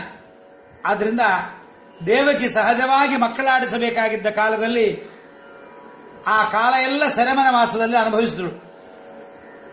ಅತ್ತ ಯಶೋಧಾದೇವಿ ಕೃಷ್ಣನ ಬಾಲ್ಯಲೀಲೆಗಳನ್ನು ಕಂಡು ಪರಮಾನಂದ ಪಟ್ಟಳು. ಹೊತ್ತದ್ದು ಹೆತ್ತದ್ದು ಇವಳು, ಆನಂದ ಪಟ್ಟದ್ದವಳು. ಇದ್ಯಾರಿಂದ ಆಯಿತು? ಇದನ್ನು ತಿಳಿಬೇಕು ನಾವು. ಪ್ರತಿಯೊಂದು ಸಂದರ್ಭದಲ್ಲೂ ಇದು ಭಗವದಿಚ್ಛೆಯಂತೆ ನಡೆಯುತ್ತೆ, ನಮ್ಮ ಇಚ್ಛೆ ಅಲ್ಲ ಅನ್ನುವ ಜ್ಞಾನ ನಮಗೆ ಸದಾ ಸ್ಮರಣೆ ಇರಬೇಕಿದು. ಅದಕ್ಕೆ ದಾಸರಾಯರು ದೇವಕ್ಕಿ ತನಯನ ಸ್ಮರಿಸುತ್ತಿಹ ನರ ಸಿಕ್ಕ ಯಮದೂತರಿಗೆ ಅಂತ, ಹೀಗೆ ಭಕ್ತನಾದವನು ತನ್ನ ಎಲ್ಲ ನೋವು ನಲಿವುಗಳಿಗೂ ಕೂಡ ಕೃಷ್ಣ ಪರಮಾತ್ಮನೇ ಕಾರಣ ಅಂತ ಸ್ಮರಣೆ ಮಾಡಬೇಕು. ಆ ದುಃಖದ ಸಮಯದಲ್ಲೂ ಯಾರು ನಾಮಸ್ಮರಣೆ ಮಾಡ್ತಾರೆ ಅವರಿಗೆ ಬಹಳ ಉದ್ಧಾರವನ್ನ ಪರಮಾತ್ಮ ಮಾಡ್ತಾನೆ, ಹೆಚ್ಚಿನ ಸುಖವನ್ನ ಪರಮಾತ್ಮ ಕೊಡ್ತಾನೆ. ಆಗಲೂ ದೇವರನ್ನ ಬೈಕೊಂಡು ಓಡಾಡಿದ್ರೆ ಪ್ರಯೋಜನ ಇಲ್ಲ. ನಾವು ದೇವರನ್ನ ಬೈಯಾಡದೆ ಯಾವಾಗಲೂ ಕೆಲಸ ನಮಗೆ ಸಂಪತ್ತು ಬಂದರೆ ಬಂದಿದೆ, ದೇವರು ಯಾಕೆ ಬೇಕು ಅಂತ ಬಿಟ್ಬಿಡ್ತೀವಿ. ದುಃಖ ಬಂದಾಗ ನಾವು ಏನು ಮಾಡಿದ್ರೂ ದೇವರು ನಮಗೇನು ಮಾಡಲಿಲ್ಲ ರೀ, ಎಷ್ಟು ಮಾಡಿದ್ವಿ ನಾವು ದೇವರನ್ನ ಸ್ಮರಣೆ, ಬೇಕಾದಷ್ಟು ಮಾಡಿದ್ವಿ, ಆದರೆ ಪರಮಾತ್ಮ ನಮಗೇನು ಮಾಡಲಿಲ್ಲ, ಆ ದೇವರನ್ನು ತಗೊಂಡು ಏನು ಮಾಡಬೇಕು ಅನ್ನಬಾರದು. ದೇವರು ನಮಗಾಗಿ ಹಾಗೆ ಮಾಡಿಲ್ಲ, ನಮ್ಮ ಪ್ರಾರಬ್ಧ ಕರ್ಮದಿಂದ ಭಗವಂತ ಹಾಗೆ ಮಾಡಿದ್ದಾನೆ ಅನ್ನೋದರ ಸ್ಮರಣೆ ನಮಗಿರಬೇಕು. ಇಲ್ಲಿ ನಾಮಸ್ಮರಣೆ ಎಂದರೆ ಕೃಷ್ಣ, ರಾಮ, ಗೋವಿಂದ, ಅಚ್ಯುತ ಈ ಕೇವಲ ನಾಮವನ್ನ ಬಾಯಲ್ಲಿ ಹೇಳ್ಕೊಡೋದಲ್ಲ. ಅದನ್ನು ಬರೀ ಹೇಳಿಬಿಟ್ರೆ ಫಲ ಇಲ್ಲ. ಬರೀ ಗೋವಿಂದ ಅಚ್ಯುತ ಯಾರಿಗೆ? ಎಲ್ಲಾ ತಿಳ್ಕೊಳ್ಳೋ ಯೋಗ್ಯತೆ ಇದ್ದವರಿಗೆ. ಮೊಬೈಲ್ ತಗೊಂಡು ಎಲ್ಲಾ ಫೀಚರ್ ತಿಳ್ಕೊಳ್ಳೋದು, ಕಂಪ್ಯೂಟರ್ ತಗೊಂಡು ಎಲ್ಲಾ ಫೀಚರ್ ತಿಳ್ಕೊಳ್ಳೋದು, ಒಂದು ಹೊಸ ವಿಷಯದ ಬಗ್ಗೆ ಎಲ್ಲಾ ತಿಳ್ಕೊಳ್ಳೋದು ಗೊತ್ತಿರುವವರು ಪರಮಾತ್ಮನ ಬಗ್ಗೆ ಅವನ ಅದ್ಭುತವಾದ ಚರಿತ್ರೆಯನ್ನು ಮೆಲುಕಾಗ್ತಾ ನಾಮಸ್ಮರಣೆಯನ್ನು ಮಾಡಬೇಕು. ಬರೀ ಗೋವಿಂದ ಅಂದ್ಬಿಟ್ಟೆ, ಅಚ್ಯುತ ಅಂದ್ಬಿಟ್ಟೆ ಪಾಪ ಪರಿಹಾರವಾಯಿತು ಅಂತಂದ್ರೆ ಅದು ಮೂರ್ಖನಾಗುತ್ತಾನೆ. ಆದ್ರಿಂದ ದಾಸರಾಯರು ದೇವಕ್ಕಿ ತನಯನ ಸ್ಮರಿಸುತಿಹ ನರ ಅಂದಿದ್ದಾರೆ. ಸ್ಮರಣೆ ಮಾಡಬೇಕು, ಪರಮಾತ್ಮನ ಗುಣಗಳ ಸ್ಮರಣೆ, ನಾಮದ ಕೀರ್ತನೆ ಇವೆರಡು ಆಗಬೇಕು ಅಂತಲೇ ದೇವಕ್ಕಿ ಕೃಷ್ಣನ ಸ್ಮರಿಸುತಿಹ ನರ ಅಂತ ಹೇಳಿಲ್ಲ, ದೇವಕ್ಕಿ ತನಯನ ಸ್ಮರಿಸುತಿಹ ನರ ಸಿಕ್ಕ ಯಮದೂತರಿಗೆ ಅಂತ ದಾಸರಾಯರು ಹೇಳಿದ್ದಾರೆ. ಇಲ್ಲಿ ಅನೇಕ ವಿಷಯಗಳನ್ನ ವ್ಯಾಖ್ಯಾನಕಾರರು ಬಹಳಷ್ಟು ಹೇಳ್ತಾರೆ. ಅಲ್ಲ ಸ್ವಾಮಿ, ದೇವರ ಮಹಿಮೆಯನ್ನೇ ಹೇಳೋಣ, ದೇವರ ಅದ್ಭುತವಾದ ಚರಿತ್ರೆಯನ್ನೇ ಗಾನ ಮಾಡೋಣ, ನೀವು ಹೇಳಿದ್ದೆಲ್ಲ ಮಾಡೋಣ. ಆದರೆ ನಮಗೆ ನಾವು ಮಾಡಿದ ಪಾಪ ಎಷ್ಟು ಅಂತ ನಮಗೆ ಗೊತ್ತು. ಅಷ್ಟು ಪಾಪಗಳನ್ನು ಮಾಡಿದ ನಮಗೆ ಪರಮಾತ್ಮನ ಚರಿತ್ರೆ ಕೇಳಿಬಿಟ್ರೆ ಪಾಪ ಹೋಗ್ಬಿಡುತ್ತಾ? ಗೋವಿಂದ, ರಾಮ ಅಂತ, ಅಚ್ಯುತ ಅಂತ ಹೇಳುವಾಗ ನಾಮದ ಸ್ಮರಣೆ, ನಾಮದ ಕೀರ್ತನೆ, ಗುಣದ ಚಿಂತನೆ ಮಾಡಿಬಿಟ್ರೆ ಹೋಗಿಬಿಡತ್ತಾ? ಇಲ್ಲ ಸ್ವಾಮಿ, ತುಂಬಾ ಪಾಪ ಮಾಡಿದ್ದೇವೆ. ನಮ್ಮ ಈ ಪಾಪಗಳಿಂದ ಅಷ್ಟೊಂದು ಪುಣ್ಯಗಳು ನಮಗೆ ಬಂದು ಪಾಪನಾಶನವಾಗೋದಿಲ್ಲ ಅಂತ ನಮಗೆ ಗ್ಯಾರಂಟಿ ಇದೆ. ಅದಕ್ಕೆ ಭಾಗವತದಲ್ಲಿ ಹೇಳ್ತಾರೆ, ನಾಮ್ನೋಸ್ತಿ ಯಾವತೀ ಶಕ್ತಿ ಪಾಪ ನಿರ್ಹರಣೆ ಹರೇಹೇ ತಾವತ್ ಕರ್ತುಂ ನ ಶಕ್ನೋತಿ ಪಾತಕಂ ಪಾತಕೀ ಜನಃ. ಭಗವನ್ನಾಮದಲ್ಲಿ ಎಷ್ಟು ಪಾಪಗಳನ್ನು ಕಳೆಯುವ ಸಾಮರ್ಥ್ಯ ಇದೆ, ಅಷ್ಟು ಪಾಪವನ್ನು ಒಬ್ಬ ಮನುಷ್ಯ ತನ್ನ ಇಡೀ ಜೀವಮಾನದಲ್ಲಿ ಮಾಡಲಿಕ್ಕಾಗಲ್ಲ. ಆದ್ದರಿಂದ ಆ ಭಗವನ್ನಾಮ ಸ್ಮರಣೆಯನ್ನ ನಾವು ಮಾಡಬೇಕು ಅಂತ ಹೇಳ್ತಾ, ಈ ಜಗನ್ನಾಥದಾಸರು ಹೇಳಿದ ಈ ಮಾತಿದೆಯಲ್ಲ, ಮಕ್ಕಳಾಡಿಸುವಾಗ, ಇದು ಮಂಜೂಷ ಅಂತ ಒಂದು ಗ್ರಂಥ, ಅಲ್ಲಿಂದ ತಂದಿದ್ದಾರೆ ದಾಸರಾಯರು. ಪುತ್ರಾದೀನಾಂ ಚುಂಬನೆ ಚೈವ ಕಾಲೇ ಸವೇಣು ಹಸ್ತಂ ಸಂಸ್ಮರೇತ್ ಕೃಷ್ಣಮೇವಾ ಸುಸಂಗ ಕಾಲೇ ಸ್ವಸ್ತ್ರೀಯೇ ಚೈವ ನಿತ್ಯಂ ಗೋಪಸ್ತ್ರೀಣಾಂ ಪೀನಪಯೋಧರಂ ಧೃತಂ. ತುಂಬಾ ಶ್ಲೋಕ ಇದೆ, ಎಲ್ಲ ಹೇಳಲಿಕ್ಕಾಗಲ್ಲ. ಪುತ್ರಾದೀನಾಂ ಚುಂಬನೆ ಚೈವ ಕಾಲೇ, ಮಕ್ಕಳನ್ನೆತ್ತುಕೊಂಡು ಮುದ್ದು ಕೊಡುವಾಗ, ಮಕ್ಕಳ ಆಡಿಸುವಾಗ, ಸವೇಣು ಹಸ್ತಂ ಸಂಸ್ಮರೇತ್ ಕೃಷ್ಣಮೇವಾ. ಸುಸಂಗ ಕಾಲೇ ಸ್ವಸ್ತ್ರೀಯಶ್ಚೈವ ನಿತ್ಯಂ, ಪತ್ನಿಯಲ್ಲಿ ಆನಂದವನ್ನು ಪಡ್ತಾ ಇರುವಾಗ ಗೋಪಸ್ತ್ರೀಯರ ಎದೆಯನ್ನ ಮುಟ್ಟುತ್ತಿರುವ ಪರಮಾತ್ಮನ ಸ್ಮರಣೆಯನ್ನ ಮಾಡು ಅಂತ ಹೀಗೆಲ್ಲ ಹೇಳಿದ್ದಾರೆ ಮಂಜೂಷಾದಲ್ಲಿ. ಆದ್ದರಿಂದ ಆಸೀನಃ ಸಂವಿಶಂತಿಷ್ಠನ್ ಗುಂಜಾನಃ ಪರ್ಯಟನ್ ಪಿಬನ್ ಚಿಂತಯಾನೋ ಋಷಿಕೇಶಂ ಅಪಶ್ಯತ್ ತನ್ಮಯಂ ಜಗತ್. ಸಿಕ್ಕ ಯಮದೂತರಿಗೆ ಆವಾವಲ್ಲಿ ನೋಡಿದರು. ಏನೇ ಪ್ರಯತ್ನ ಮಾಡಿದರೂ ಕೂಡ, ಎಲ್ಲೇ ಪ್ರಯತ್ನ ಮಾಡಿದರೂ, ಯಾವುದೇ ಪುರಾಣಗಳೆಲ್ಲ ನೋಡಿದರೂ ಕೂಡ ಯಮದೂತರು ಯಾವಾಗ ಬರ್ತಾರೆ ಅಂತ ಗೊತ್ತಿಲ್ಲ. ಅದಕ್ಕೆ ಪ್ರಿಪರೇಷನ್ ಆಗಿ ನಾವು ಭಗವನ್ ನಾಮಸ್ಮರಣೆಯನ್ನು ಮಾಡ್ತಾ ಇದ್ರೆ ಎರಡಾಗತ್ತೆ. ದೇವರ ನಾಮಸ್ಮರಣೆಯಲ್ಲಿ ದೊಡ್ಡ ಲಾಭ, ಪಾಪ ಮಾಡಿದ ಪಾಪಗಳು ಪರಿಹಾರ ಆಗಿಬಿಡುತ್ತೆ. ಪ್ರಾಯಶ್ಚಿತ್ತ ಅಂತ ಒಂದು ಗ್ರಂಥ ಇದೆ. ಆ ಪ್ರಾಯಶ್ಚಿತ್ತ ಗ್ರಂಥದಲ್ಲಿ ಸ್ನಾನ ಮಾಡದೆ ಕಾಫಿ ಕುಡಿದಕ್ಕೊಂದು ಪಾಪ ಪ್ರಾಯಶ್ಚಿತ್ತ, ನೈವೇದ್ಯ ಮಾಡದೆ ಅನ್ನ ಊಟ ಮಾಡಿದರೆ ಒಂದು ಪಾಪ, ಅದಕ್ಕೊಂದು ಪ್ರಾಯಶ್ಚಿತ್ತ, ಮತ್ತೆ ಬಟ್ಟೆಯನ್ನೇ ಹೇಗೆ ಉಡಬೇಕೋ ಯಾವ್ದು ಉಡಬೇಕೋ ಅದನ್ನು ಉಡದೇ ಇದ್ದದಕ್ಕೊಂದು ಪಾಪ. ಇವಾಗೆಲ್ಲ ನಾನಾ ಥರದ ಬಟ್ಟೆ ಬಂದಿದೆಯಲ್ಲ, 2 piece, 1 piece, half piece, 3 piece, 4 piece ಅಂತೆಲ್ಲ ನಾನಾ ಥರದ್ದು ಬಂದಿದೆ. ಯಾವ್ದು ಉಡಬೇಕು ಅಂತ ಶಾಸ್ತ್ರ ಅದು ಉಡದೇ ಇದ್ರೆ, ಗೋಪಿಚಂದ್ರನ ಹಚ್ಕೊಳ್ಳದೇ ಇದ್ರೆ, ನಾನಾ ಥರದ ಪಾಪಗಳ ಬಗ್ಗೆ ಪಟ್ಟಿ ಕೊಡ್ತಾರೆ. ಶತಾಪರಾಧ ಸ್ತೋತ್ರ ಅಂತ ಬ್ರಹ್ಮದೇವರೇ ಒಂದು ಮಾಡಿದ್ದಾರೆ. ಬೇಕಾದಷ್ಟು ಪಾಪಗಳನ್ನ ಹೇಳ್ತಾರೆ. ಈ ಪಾಪಗಳ ಪರಿಹಾರ ನೀವು ಯಜ್ಞ ಮಾಡಿದರೆ, ಹೋಮ ಮಾಡಿದರೆ ಪೂರ್ಣವಾಗಿ ಹೋಗುತ್ತೋ ಇಲ್ವೋ ಹೇಳಲಿಕ್ಕಾಗಲ್ಲ. ಒಂದು ಹೋದ ಮೇಲೆ ಮತ್ತೆ ನಾವು ಆ ಪಾಪ ಮಾಡಬಾರದಲ್ವಾ. ಪಾಪ ಮಾಡದೇ ಇರಬೇಕು ಅಂದ್ರೆ ಏನಾಗಬೇಕು? ನಮ್ಮ ಮನಸ್ಸು ಪಾಪದ ಕಡೆಗೆ ಹೋಗಬಾರದು. ಅದು ಯಾವಾಗ ಸಾಧ್ಯ? ಪ್ರಾಯಶ್ಚಿತ್ತ ಮಾಡ್ಕೋತಾ ಇರೋದು, ಪಾಪ ಮಾಡ್ತಾ ಇರೋದು. ಪಾಪ ಪ್ರಾಯಶ್ಚಿತ್ತ ಮಾಡ್ಕೋತಾ ವರ್ಷಕ್ಕೊಮ್ಮೆ ಪವಮಾನ ಹೋಮ, ಮತ್ತೆ ಪಾಪಾಚರಣೆ. ಸಂವತ್ಸರ ಕೃತಂ ಪಾಪಂ ಪಾಪಮಾನ್ಯ ಪುನಂತು ಮಾಂ ಗೋವದಾತ್ ತಸ್ಕರಾತ್ ವೃಷಲಿಗಮನ ಮೈಥುನ ಸಂಗಮಾತ್. ಈ ನಾನಾ ವಿಧವಾದ ಪಾಪಗಳೆಲ್ಲ, ಒಂದು ವರ್ಷ ಮಾಡಿದ ಪಾಪಗಳೆಲ್ಲ ಪವಮಾನ ಹೋಮವನ್ನು ಮಾಡಿಬಿಟ್ರೆ ಹೋಗಿಬಿಡತ್ತೆ ಅಂತ ಸಂತೋಷ. ಮತ್ತೆ ಅದೇ ಪಾಪಗಳನ್ನು ಮಾಡ್ತಾ ಕೂತ್ಕೊಂಡ್ರೆ ನಮಗೀಗೇನು ಬೇಕು ಅಂದ್ರೆ, ಆಸ್ಪತ್ರೆಗೆ ಸೇರಿ ಬಂದ ಮೇಲೆ ಕ್ಯಾನ್ಸರ್ ಆಗಿದೆ ಅಂದ್ರೆ ಡಾಕ್ಟ್ರೇ ಮತ್ತೆ ಬರಲ್ವಾ ಅಂದ್ರೆ ನೋ ಗ್ಯಾರಂಟಿ ಅಂತ. ಕಿಡ್ನಿ ಫೇಲ್ಯೂರ್ ಆಗಿದ್ರೆ ಕಿಡ್ನಿ ಹಾಕಿದ್ದಾರೆ, ಟ್ರಾನ್ಸ್ಪ್ಲಾಂಟ್ ಮಾಡಿದ್ದಾರೆ, ಕರೋನಾ ಬಂದು ಹೊರಟೋಯ್ತು ಮತ್ತೆ ಬರಲ್ವಾ? ಡೋಂಟ್ ನೋ, ಬರಬಹುದು. ಹೆಂಗೆ ಎದುರಿಸ್ತಾರ ನೋಡ್ರಿ. ಕರೋನಾ ಬಂದು ಹೊರಟೋಗ್ಬಿಟ್ಟಿದೆ, ತಿರ್ಗಾ ಬರುತ್ತೋ ಇಲ್ವೋ? ಇಲ್ಲ, ಅದು 9 ವರ್ಷ ಇರುತ್ತೆ. ಯಾರಿಗಿಷ್ಟ ಬಂದಂಗೆ ಅವರವರು ಹೇಳ್ತಾ ಇದ್ದಾರೆ 10 ವರ್ಷ ಇರುತ್ತೆ. ಅದೇನು ರಾಹು ದಶೆ, ಕೇತು ದಶೆ, ಶನಿ ದಶೆ, ರಾಹು ಭುಕ್ತಿ, ಶೇಷ ಭುಕ್ತಿ ಇದ್ದಂಗ ಅದು. ಇನ್ನೂ ಬರುತ್ತೆ, ನಿಮ್ಗೆ ಇನ್ನೂ ಇರುತ್ತೆ. ಅನೇಕರು ಹೇಳ್ತಾರೆ ಬುಧ ದಶೆ, ರಾಹು ದಶೆ, ನಾನಾ ದಶೆ ಹೇಳ್ತಾರೆ. ತಗೊಂಡು ಏನ್ ಮಾಡ್ತಿರೋದನ್ನ? ಪ್ರಯೋಜನ ಇಲ್ಲ. ರಾಮನ ರಾಶಿ ಎರಡೂ ಒಂದೇ ಆಗಿತ್ತು ಗೊತ್ತಾ? ಅನೇಕರಿಗೆ ಗೊತ್ತಿಲ್ಲ. ರಾವಣನ ರಾಶಿಯೂ ಅದೇ, ರಾವಣನ ರಾಶಿಯೂ ಅದೇ. ಆದರೆ ಇಬ್ಬರ ಪರಿಚಯ ನೋಡ್ರಿ ಹೇಗಿದೆ. ಒಬ್ಬ ಪರಸ್ತ್ರೀ ಲೋಲುಪ, ಮತ್ತೊಬ್ಬ ಏಕಪತ್ನಿ ವ್ರತಸ್ಥ. ಎಷ್ಟು ವ್ಯತ್ಯಾಸ! ಅದಕ್ಕೆ ಒಂದೇ ರಾಶಿ ಫಲ ಪಂಚಾಂಗದಲ್ಲಿ ನೋಡ್ಬಿಟ್ಟು ನಮ್ಮದು ಹೀಗೆ ಇರುತ್ತೆ ಅಂತ ತಿಳ್ಕೊಂಡ್ರೆ ಮಹಾಮೂರ್ಖರು. ಅವನು ಯಾರ್ದು ರಾಶಿ ಫಲ ಬರೆದಿರ್ತಾನೋ ಗೊತ್ತಿಲ್ಲ ಅವನು. ನಾವು ಅದನ್ನು ನೋಡ್ಬಿಟ್ಟು ನಮ್ಮದೇ ಅಂತ ತಿಳ್ಕೊಂಡ್ಬಿಟ್ರೆ ಕಷ್ಟ. ಅದು ಪ್ರಯೋಜನ ಇಲ್ಲ. ಆದ್ದರಿಂದ ಕೂತಾಗ, ನಿಂತಾಗ, ಮಲಗಿದಾಗ ಯಮದೂತರ ಬಾಯಿಗೆ ಸಿಗಬಾರದು ಅಂತಿದ್ದರೆ ಪಾಪಗಳು ನಾಶವಾಗಬೇಕು. ಆ ಪಾಪಗಳು ನಾಶವಾಗುತ್ತಾ ಪುನಃ ಪಾಪಾಚರಣೆ ನಾವು ಮಾಡಬಾರದು ಅಂತಿದ್ರೆ ನಮ್ಮ ಮನಸ್ಸು ಪಾಪದ ಕಡೆಗೆ ಹೋಗಬಾರದು. ಆ ಮನಸ್ಸನ್ನು ನಾವು ನಿಗ್ರಹ ಮಾಡಲಿಕ್ಕೆ ಆಗೋದಿಲ್ಲ. ಆ ಮನೋನಿಗ್ರಹವಾಗದೇ ಇದ್ದಾಗ ನಮ್ಮ ಮನಸ್ಸನ್ನ ನಿಗ್ರಹ ಮಾಡಿ ತನ್ನ ಕಡೆಗೆ ಸೆಳೆದುಕೊಳ್ಳೋದು ಯಾರು ಅಂದ್ರೆ ಆ ಪರಮಾತ್ಮ. ಪರಮಾತ್ಮ ನಮ್ಮ ಮನಸ್ಸನ್ನು ಎಳ್ಕೊಂಡು ಏನ್ ಮಾಡ್ತಾನೆ? ಪರಮಶ್ರೇಷ್ಠವಾದ ರೀತಿಯಲ್ಲಿ ನಮಗೆ ಆ ಮನಸ್ಸನ್ನ ಬೇರೆ ಕಡೆಗೆ ಹೋಗದಂತೆ ಅನುಗ್ರಹವನ್ನು ಮಾಡ್ತಾನೆ. ಅದರಿಂದ ಅಂತಹ ಪರಮಾತ್ಮನ ಆ ಒಂದು ಅನುಗ್ರಹಕ್ಕೋಸ್ಕರವಾಗಿ ಹರಿನಾಮೋಚ್ಚಾರಣೆಗೆ ಯಮದೂತರು ಭಯಪಡೋದಿಲ್ಲ. ಹರಿ ಗೋವಿಂದ ಕೆಲವರು ಹೇಳ್ತಾರೆ, ಕೆಲವರೆಲ್ಲ ಹೆಂಗಸರು ಯಮರಾಜ ಇಲ್ಲೆಲ್ಲ ಪಾಶ ಹಾಕ್ಬಿಡ್ತಾನೆ ಅಂತ ಮೊಳಕೈ ಮೇಲೆ ಕುತ್ತಿಗೆಗೆ ಅವ್ರಿಗೊಬ್ಬರಿಗೆ ಹಾಕೋದು, ಅಲ್ಲೆಲ್ಲ ಗಂಡಸರಿಗೆಲ್ಲ ಹಾಕಲ್ಲ. ಗಂಡಸರು 12 ಹಚ್ಕೊಂಡಿರ್ತೀವಪ್ಪ ನಾವು. ಅವರು ಕುತ್ತಿಗೆ ಕೆಳಗಡೆ, ಕಿವಿ ಕೆಳಗಡೆ, ಕೈಗೆ, ಮೂಗಿನ ಮೇಲೆ, ಹಣೆ ಮೇಲೆ, ಅಲ್ಲೆಲ್ಲ ಯಾಕ್ರಿ ಹಚ್ಕೋಬೇಕು ಅಂದ್ರೆ ಯಮ ಪಾಶ ಹಾಕಲ್ಲ ಅಂತ. ಬರೀ ನಾಮ ಹಚ್ಕೊಂಡ್ರೆ, ಬರೀ ಗೋಪಿಚಂದ್ರನ ಹಚ್ಕೊಂಡ್ರೆ ಅಷ್ಟೇ ಯಮರಾಜರು ಭಯಪಡೋದಿಲ್ಲ.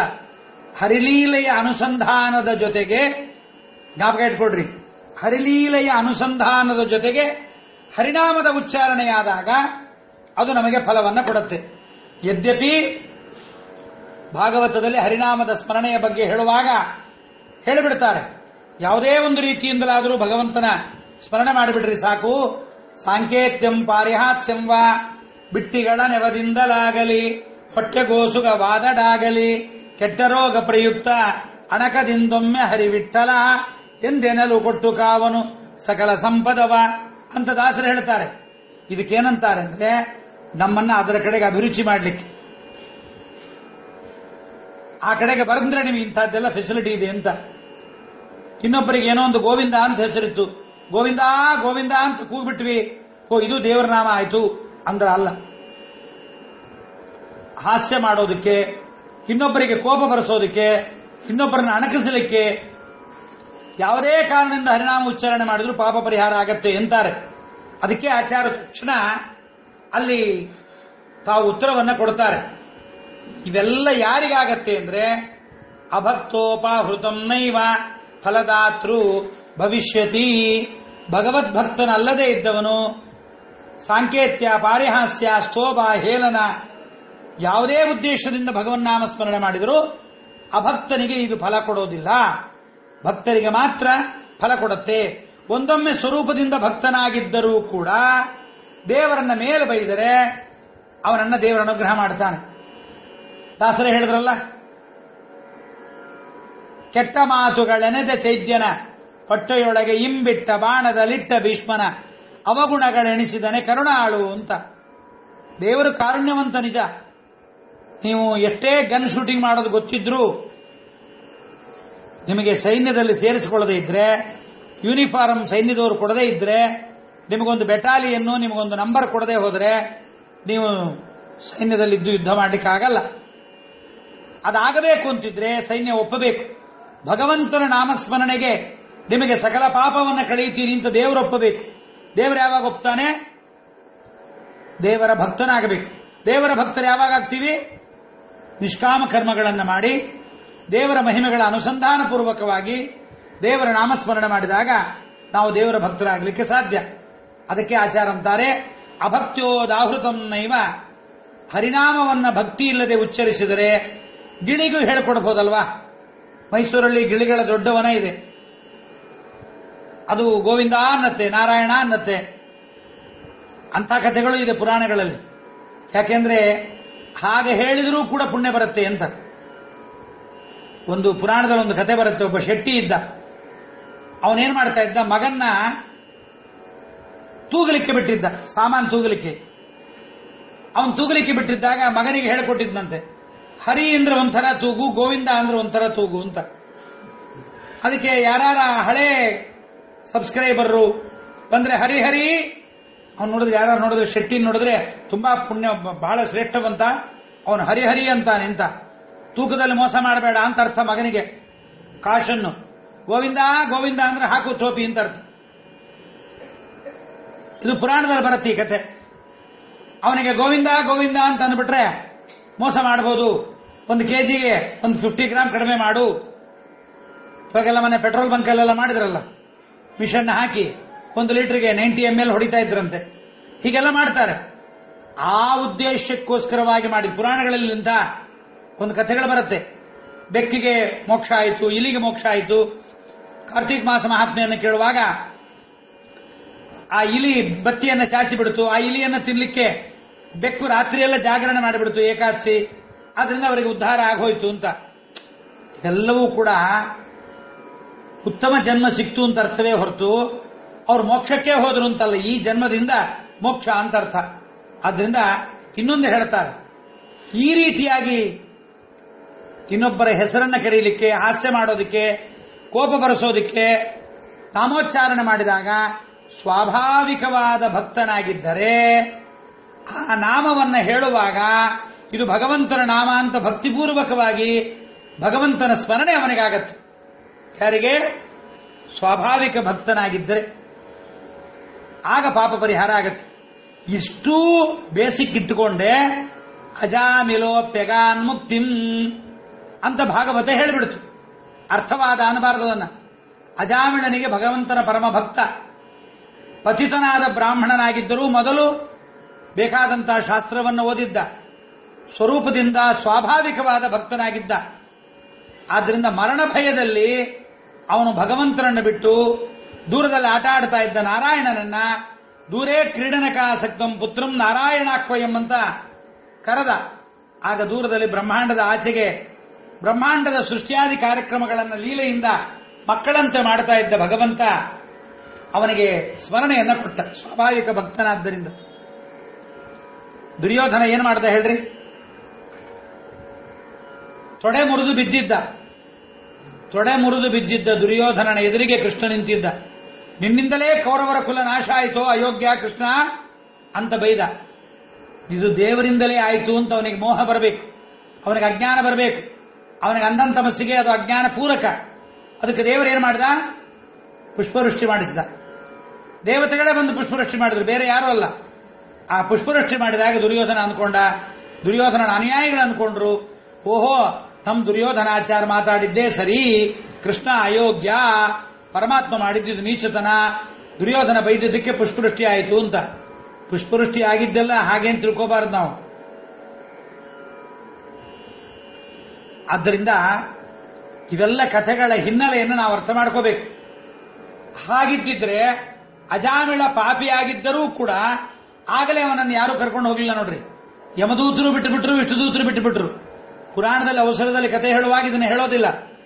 ಆದರೆ ನಿಜವಾಗ್ಲೂ ನಾವು ವಿಚಾರ ಮಾಡಬೇಕು ಅಂದ್ರೆ ಆ ಕಥೆ ಮುಂದುವರಿಯುತ್ತೆ. ಅಜಾಮಿಳನನ್ನು ಅವರಿಬ್ಬರು ಬಿಟ್ಟು ಹೋಗ್ಬಿಟ್ರು. ಆಮೇಲೆ ಪುನಃ ಪಶ್ಚಾತ್ತಾಪ ತಪ್ತನಾಗಿ ಹರಿನಾಮ ಸ್ಮರಣೆಯನ್ನು ಮಾಡಿ ಗಂಗಾ ತೀರದಲ್ಲಿ ಹರಿನಾಮ ಸ್ಮರಣೆ ಪೂರ್ವಕವಾಗಿ ತಾನು ಮಾಡಿದ ಪಾಪಗಳನ್ನು ಪರಮಾತ್ಮನ ನಾಮಸ್ಮರಣೆ ಮಾಡಿಕೊಂಡು ಕಲಿಯುಗದಳು ಹರಿನಾಮವನ್ನು ನೇಲು. ಇದು ಕಲಿಯುಗದ ಕಥೆಯಲ್ಲ, ಕಲಿಯುಗದವರಿಗಿಂತ ಒಂದು ಶ್ರೇಷ್ಠವಾದ ಅನುಕೂಲವನ್ನ ಕೊಟ್ಟಿದ್ದಾರೆ. ಆದ್ದರಿಂದ ಅವನಿಗೆ ಏನಾಯ್ತು ಗೊತ್ತಾ?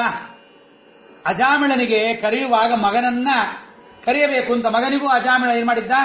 ನಾರಾಯಣ ಅಂತಲೇ ಹೆಸರಿಟ್ಟಿದ್ದ. ಅದಕ್ಕೆ ಹೆಸರಿಡುವಾಗ ತುಂಬಾ ದೇವರ ಹೆಸರು ಸ್ಮರಣೆಗೆ ಬರುವಂತಹದ್ದು ಇಡಬೇಕು. ಒಬ್ಬನಿಗೆ ಶೇಕ್ ಅಂತ ಕರೀತಾ ಇದ್ರು. ಏನ್ರಿ ಶೇಕ್ ಅಂದ್ರೆ ಮಿಲ್ಕ್ ಶೇಕ, ಬನಾನಾ ಶೇಕ, ಮ್ಯಾಂಗೋ ಶೇಕ? ಏನು ಇಲ್ಲ ಸರ್, ಅಭಿಷೇಕ್ ಅಂತ. ಯಾಕಂದ್ರೆ ನಾವು ದೇವರಿಗೆ ಅಭಿಷೇಕ ಮಾಡಿಸಿದ್ವಿ, ಇವನು ಹುಟ್ಟುಬಿಟ್ಟ, ಆದ್ರಿಂದ ಅಭಿಷೇಕ್ ಅಂತ ಹೆಸರಿಟ್ಬಿಟ್ರು. ಅದಕ್ಕೆ ಹೆಸರಿಡುವಾಗ ಒಬ್ಬರ ಮನೆಗೆ ಹೋಗಿದ್ದೆ. ಅವರು ಪಾಪ ಏನು ಉದ್ದೇಶದಿಂದ ಹೇಳಿದ್ರೋ ಗೊತ್ತಿಲ್ಲ. ಒಬ್ಬರು ಆಚಾರ್ಯನ ಕೇಳ್ತಾ ಇದ್ರು, ಆಚಾರ್ಯ ಮೊದಲ ಮಗಳಿಗೆ ಅದು ವೆರೈಟಿಯಾಗಿ ಡಿಫರೆಂಟ್ ಆಗಿರ್ಬೇಕಲ್ಲ, ಮಗಳಿಗೆ ಹೆಸರು ಏನಿಡಬೇಕು ಅಂತ. ಮೊದಲ ಮಗಳು ಹುಟ್ಟಿದ್ದಾಳೆ, ಸಂಕಲ್ಪ ಅಂತ ಹೆಸರಿಟ್ಟಿದ್ದೀನಿ. ಎರಡನೇ ಮಗಳು ಹುಟ್ಟಿದ್ದಾಳೆ, ಅವಳಿಗೆ ಏನು ಹೆಸರಿಡಬೇಕು ಅಂತ. ಚಟಕ ಅಂತ ಇಟ್ಟುಬಿಡ್ರಿ ಅಂತ ಬೇಡ. ಮೊದಲನೇ ಮಗಳು ಸಂಕಲ್ಪ, ಎರಡನೇ ಮಗಳು ಚಟಕ. ಇದು ಏನೋ ಒಂದು ವೆರೈಟಿ ಆಗಿರಬೇಕು ಅಂತ ಹಿಂಗಿಡಕ್ಕಾಗತ್ತಾ? ಹಂಗಲ್ಲ. ಆ ನಾಮಸ್ಮರಣೆ ನಿಮಗೆ ಅದು ಎಲ್ಲಾ ಶಬ್ದವೂ ಭಗವನ್ ನಾಮವನ್ನೇ ಹೇಳುತ್ತೆ. ಆದ್ರೆ ನಿಮಗೆ ಸ್ಮರಣೆ ಬರುತ್ತಾ? ಅದು ಬರಲ್ಲ. ಅದು ನಿಮಗೆ ಸ್ಮರಣೆ ಬರಬೇಕಾದ್ರೆ ಏನಾಗಬೇಕು? ಆ ಸ್ಮರಣೆಗೆ, ಆ ಪದಕ್ಕೆ ಯೋಗ್ಯವಾದ ಜ್ಞಾನ ನಿಮಗಿರಬೇಕು. ಹಾಗಾಗಿ ಇಲ್ಲದಕ್ಕೆ ಹೇಳ್ತಾ ಇದ್ದಾರೆ, ಅಜಾಮಿಳ ಸ್ವಾಭಾವಿಕವಾದ ಭಕ್ತನಾಗಿದ್ದ, ಪೂರ್ವಜನ್ಮದ ಸ್ಮರಣೆ ಅವನಿಗೆ ಬಂತು. ಅದಕ್ಕೆ ನೋಡ್ರಿ, ಗಜರಾಜನಿಗೆ ಯಾಕೆ ಬರಬೇಕಾಗಿತ್ತು ಹೇಳ್ರಿ? ಪ್ರಾಗ್ಜನ್ಮನ್ಯ ಅನುಶಿಕ್ಷಿತಂ ಅಂತ. ಪ್ರಾಗ್ಜನ್ಮದಲ್ಲಿ, ಹಿಂದಿನ ಜನ್ಮದಲ್ಲಿ ಬ್ರಾಹ್ಮಣರಿಂದ ಕೇಳಿದ ಪರಮಾತ್ಮನ ಸ್ತೋತ್ರ ಅವನಿಗೆ ಬಂತು. ಗಜರಾಜನಿಗೆ. ಅಜಾಮಿಳ ಅಂದ, ನಾರಾಯಣ ಅಂದ್ರೆ ನನ್ನ ಮಗನ? ಖಂಡಿತ ಅಲ್ಲ, ನಾರಾಯಣ ನನ್ನ ಮಗನಲ್ಲ. ಸುಮ್ಮನೆ ಸಂಕೇತಕ್ಕೋಸ್ಕರವಾಗಿ ಅವನಿಗೆ ಆ ಹೆಸರನ್ನಿಟ್ಟಿದ್ದೀವಿ. ನಿಜವಾಗಲೂ ನಮ್ಮ ಮಗ ನಾರಾಯಣ ಅಲ್ಲ, ಕ್ಷೀರಸಾಗರ ಭಟ್ಟ ಅಂತ ಹೆಸರಿಟ್ಟಿರ್ತೀವಿ. ಇವನು ಕ್ಷೀರಸಾಗರ ಭಟ್ಟನೇ. ಭಟ್ಟ ಅಂದ್ರೆ ವೇದಾಂತಗಳ ಇತಿಹಾಸಗಳ ಸಂಪೂರ್ಣವಾದ ಜ್ಞಾನ ಇದ್ದು ಪ್ರವಚನ ಮಾಡೋರಿಗೆ ಭಟ್ರು ಅಂತ.